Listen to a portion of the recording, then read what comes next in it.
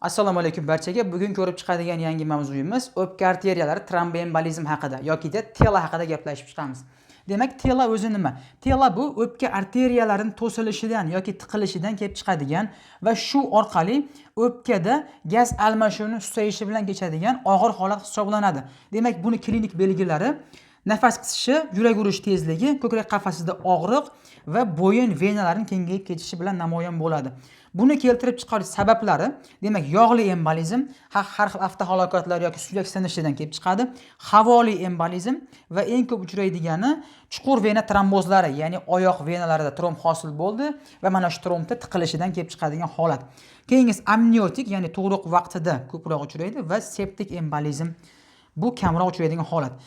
Tekshirish usullari EKG o'zgarishlari, demak S1, Q3, T3 ko'rinishida namoyon bo'ladi.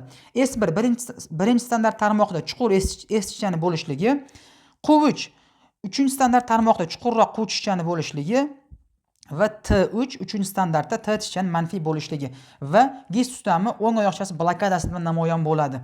Keyingisi yana D dimer qilishimiz mumkin. D dimer tekshiruv 500 dan baland chiqadi, chunki tromb bor.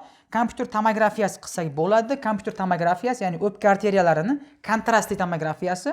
Bunda trombni aniq ko'rishimiz mumkin bo'ladi. Agar kontrast moddaga kimdadir allergiya bo'ladigan bo'lsa yoki homiladorlik yoki buyrak yetishmovchiligi bo'ladigan bo'lsa, biz uni VQ skan qilishimiz mumkin. Bu VQ skan o'pka perfuziyasi bilan ventilyatsiyasi nisbatidan kelib chiqib xulosa beradi.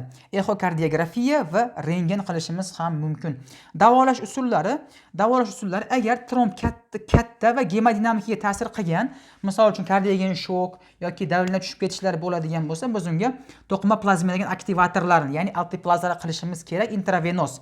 Agar alteplazalarga qarshi ko'rsatma bo'ladigan bo'lsa, biz uni embolektomiya qilib qon tomiridan kirib trombni olib chiqishimiz kerak bo'ladi. Agar kichkinaroq qon tomirda tiqilish bilan kechgan holatlarda, ya'ni gemodinamikaga ta'sir qilmagan holatlarda biz unga antikoagulyant 3 oygacha berishimiz kerak. Agar antikoagulyant icha olmasa bemor, biz uni pastkovak venasiga filtr qo'yib qo'yishimiz kerak bo'ladi. Chunki yana tromb ko'chib tiqilish xavfini oldini olishlik uchun. Endi misol uchun bemor xirurgik amaliyotlardan o'tdi. Biz mana shu pulmonari embolizmni oldini olish maqsadida, profilaktika maqsadida geparin yoki enoksiparinni kam dozada berib turishimiz kerak bo'ladi.